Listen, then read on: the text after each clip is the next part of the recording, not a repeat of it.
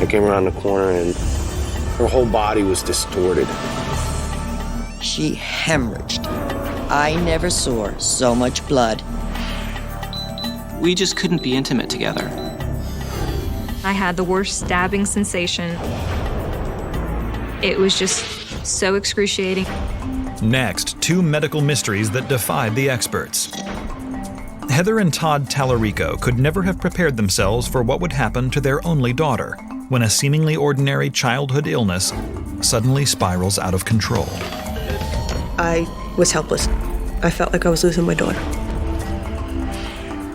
Then, after more than 70 doctors dismiss Jennifer Martin Bray's chronic and debilitating symptoms, she begins to wonder if she'll ever be able to live a normal life again. I just felt deep down inside that there was something really wrong with me. When illness strikes, we look to doctors to give us answers. But what if they can't? For these unlucky patients, diagnosis is a mystery.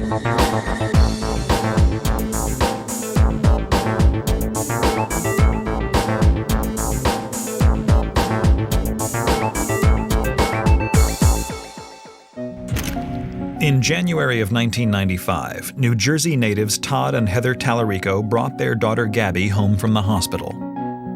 It wasn't an easy first few days for the new parents, but they did their best to learn the ropes. I was young, I was 24, and I was overwhelmed. But to have a new baby with my husband, we were ecstatic and elated.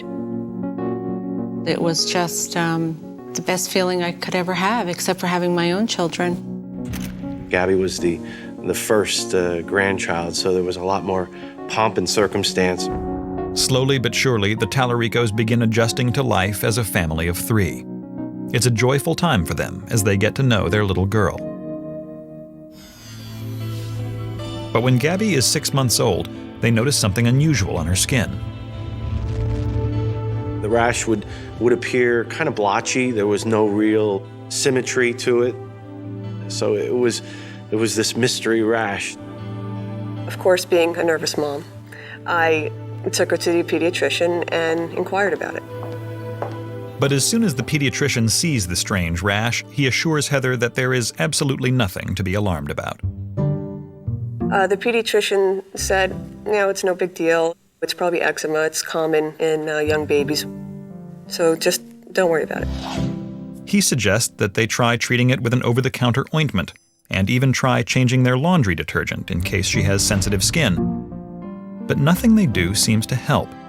But we really couldn't find any real diagnosis to what the problem was, and neither could the pediatricians.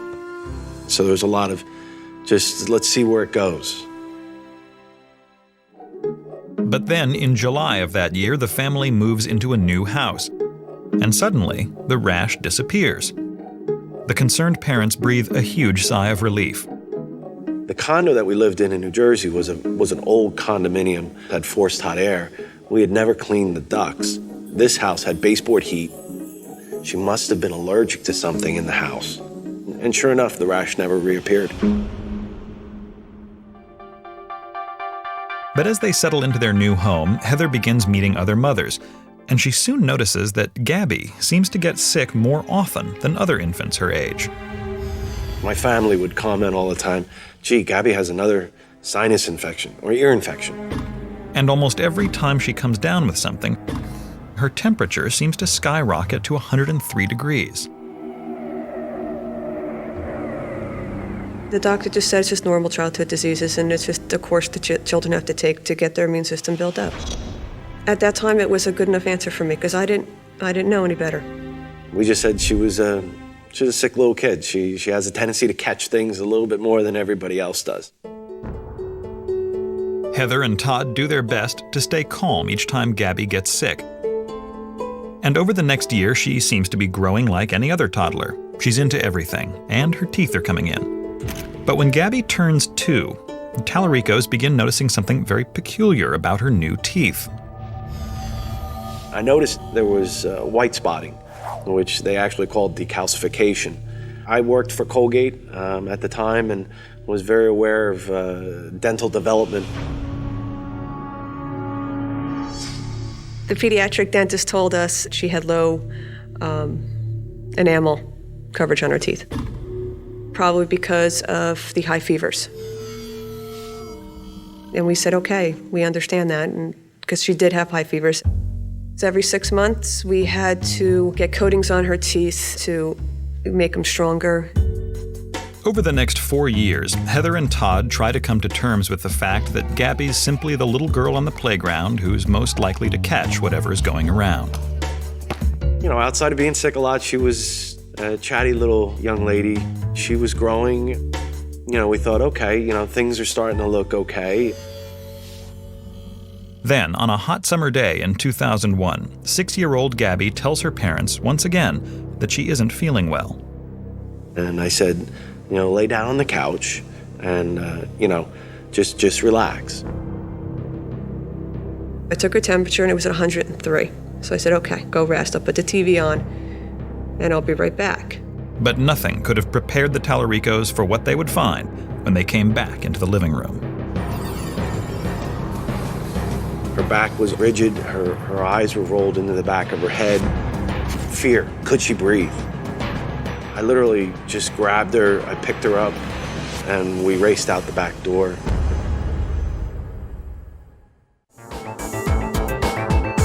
When Heather and Todd Tallarico witnessed their 6-year-old daughter experiencing a terrifying seizure, they immediately put her in the car and race her to the nearest hospital.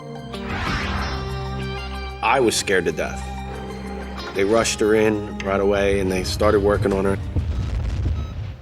They put her on a IV drip to try to get her out of the seizure. She was running a high fever. They just monitored her as she came out of the fever. While the Tallaricos are waiting for someone to tell them what's going on, they're praying that the seizure hasn't caused any long-term damage to their little girl. Finally, after what feels like an eternity, the medical team returns with a diagnosis. They came out and they said, you know, Mr. and Mrs. Tallarico, your daughter probably had a febrile seizure. A febrile seizure is a convulsion triggered by a sudden spike in temperature that often occurs when an infection spreads through the body. They said most children have febrile seizures between the age of infancy to 6. You know, Gaby's 6, so it is kind of rare that she'd have her first seizure at this age, but not uncommon. Doctors treat Gaby with fluids and medication to bring her fever down. And within a couple of hours, she seems to be returning to her normal self. The doctors assure Heather and Todd that in most cases, febrile seizures aren't nearly as dangerous as they look, and Gaby's dismissed from the hospital the next morning.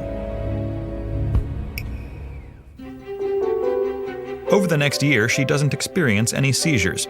In fact, she seems to be as healthy as her classmates and completes first grade with flying colors.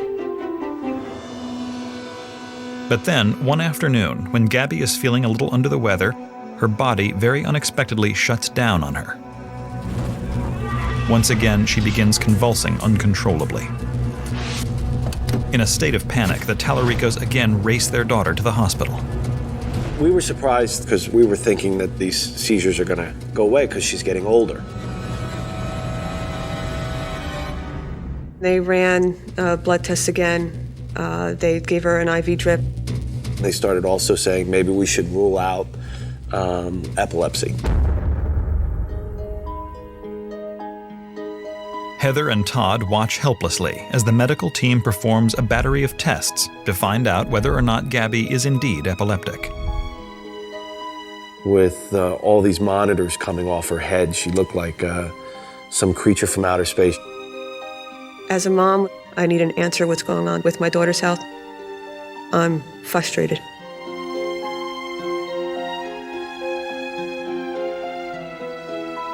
After an agonizing wait, the findings finally come in, leaving the Tallaricos with more questions than answers.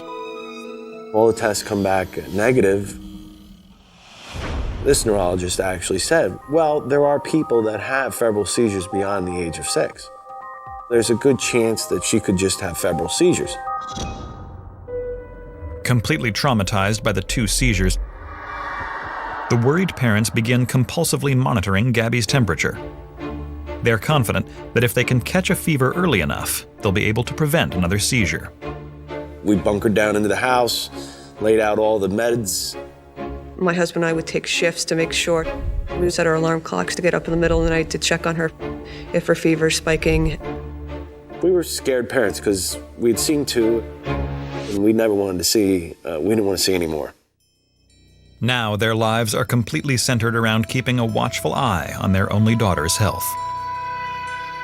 But then, one morning in February of 2006, when Gaby complains she's not feeling well again, her parents come face to face with their greatest fear. I came around the corner, and there she was, having this seizure.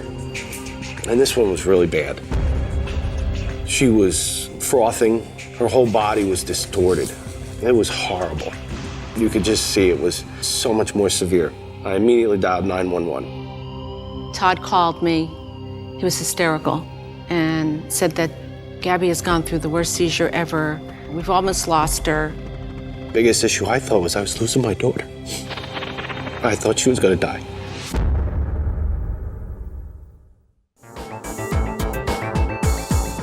In a state of panic, Todd and Heather Tallarico have just called 911. Their only child, 11-year-old Gaby, is experiencing a seizure like they've never seen before. In the past, she would just come out of the seizure. This one, she wasn't coming out of. I was helpless. I didn't know what to do. I felt like I was losing my daughter.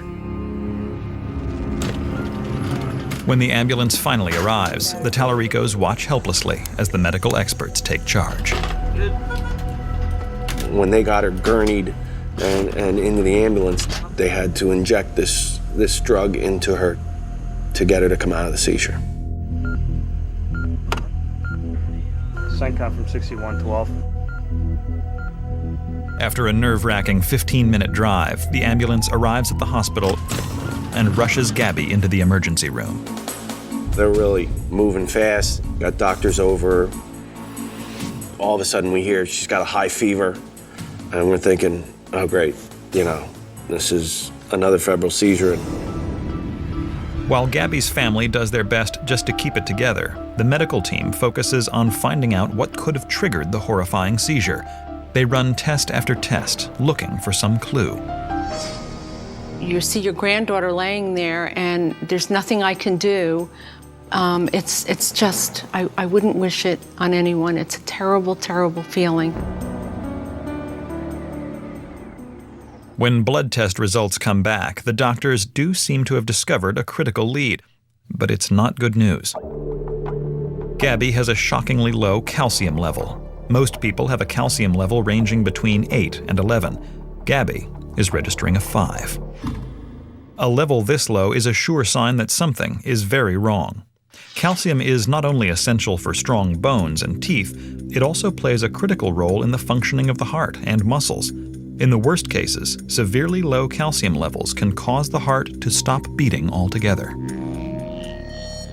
Suddenly, the clock is ticking, and doctors immediately move Gaby into the intensive care unit. All of a sudden, this calcium problem, which we had never heard about before, was called to the attention. So all of a sudden, everybody's coming in, and that's the first time we met Dr. Cerami. Pediatric endocrinologist Dr. Barbara Cerami immediately performs a head-to-toe exam. When I saw her, she wasn't actively seizing.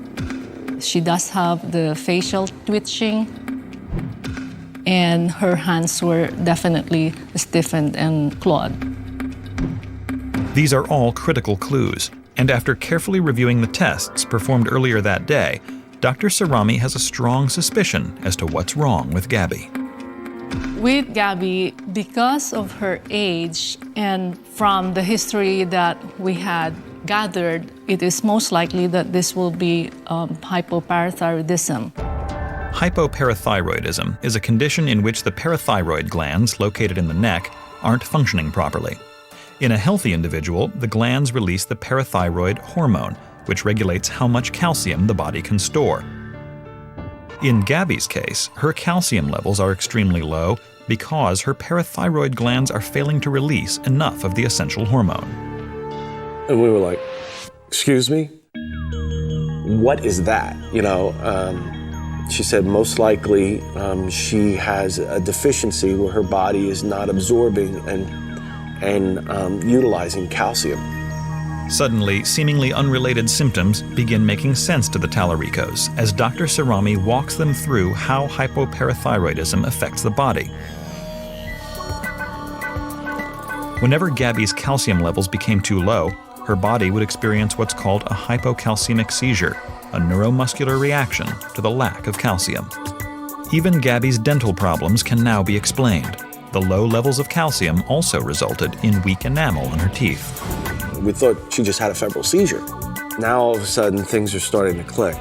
And saying, hey, okay, now we're getting a diagnosis, we understand. Dr. Sarami immediately begins treating Gaby with a seemingly simple therapy, an IV of highly concentrated calcium. For the next 5 days, the Tallaricos watch their little girl regain her strength. During this time, they also begin learning how to manage Gaby's calcium levels at home with medication. To me, it was, okay, I can live with this. And if we can prevent those seizures by her taking pills, I'm all for it. But just when her parents think they have a solid diagnosis in hand, Dr. Sarami warns them that they're not out of the woods yet. There is a critical missing piece to the puzzle that she still has to find. When we make a diagnosis of hypoparathyroidism at her age group, it is often unlikely to be an isolated condition. More often, there are other associated autoimmune problems. The challenge was to identify what was causing the hypoparathyroidism. Before Gaby is released from the hospital, Dr. Sarami draws more blood to test for other potential autoimmune problems. Gaby was doing well, so we're like, okay, she'll call us. I'm sure they're going to be negative. We found her diagnosis. We're happy with that. Confident that Gaby has been through the worst of it, the Tallaricos head home and wait for the lab results.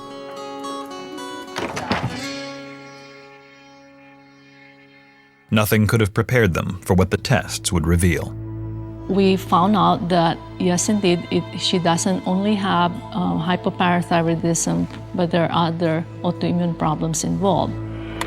Now, all of a sudden, what we thought was a good situation moving in the right direction now all of a sudden was like, oh my God, we're back to square one again.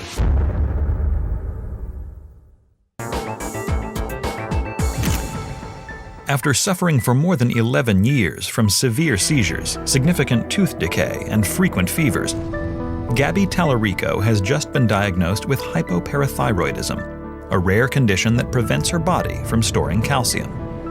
It was kind of good news because all of a sudden we could put a name to something that was causing this. But just when they think Gaby is in the clear, pediatric endocrinologist Barbara Sarami discovers that Todd and Heather Tallarico's only child also has an alarming autoimmune disorder that could wreak havoc on her already fragile body. Autoimmune disorder is basically the body producing antibodies that see its own self as being its target. So essentially, your body is attacking itself. And she says, well, we did confirm the hypoparathyroidism. However, the series of tests that we ran found an antibody in her adrenal gland.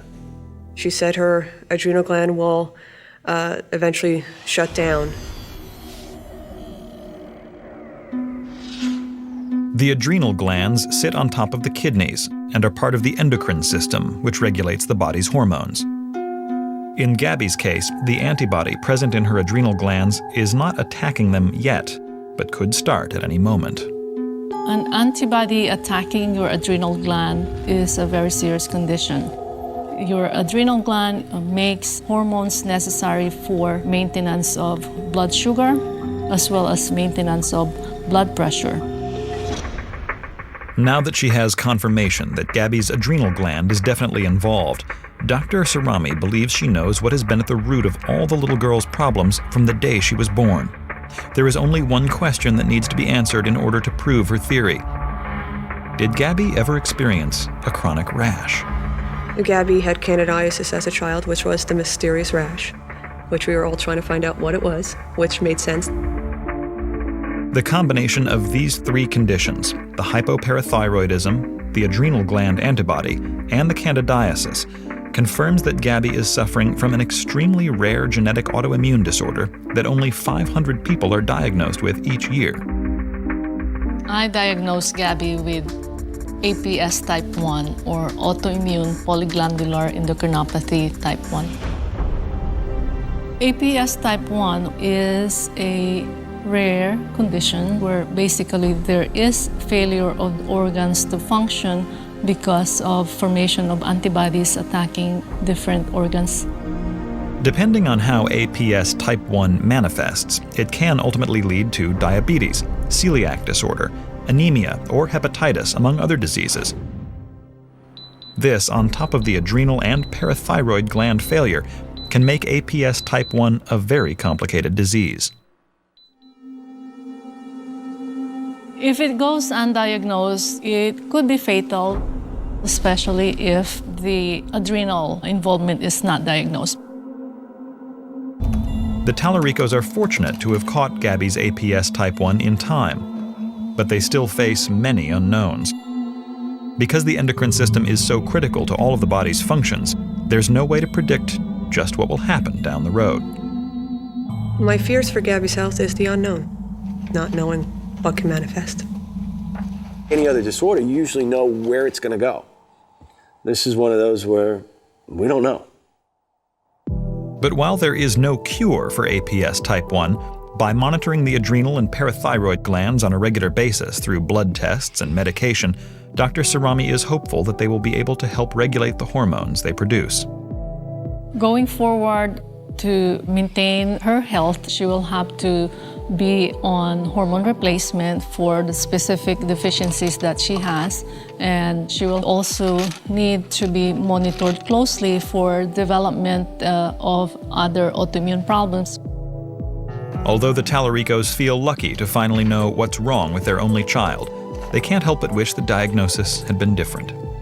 I can't say I'm grateful or relieved to know. Certainly would like it another way, but I know that we can monitor her and she can live a long life. I feel so much healthier now. I feel like a normal kid, and I have to take pills all the time, but I'm kind of used to it now. The biggest thing I could say to any parent that's going through the questions of the unknown is dig deeper. You need to be your child's champion. And that's what we try to do for Gab, is to be her champion. Today, Gaby is an active social preteen set on becoming a scientist or possibly a chef in the future. She can do whatever she wants. Or she's going to go to college, be whatever she wants to be, and she'll take care of herself. Gaby has done very well. Since her diagnosis, her calcium levels had been maintained quite well. Gaby, knock on wood, has not had another seizure since she was diagnosed. Having a disease didn't stop me for doing basketball, soccer, swimming. Just because you have a disease doesn't mean you can't do anything. If you put your mind to it, you can do anything.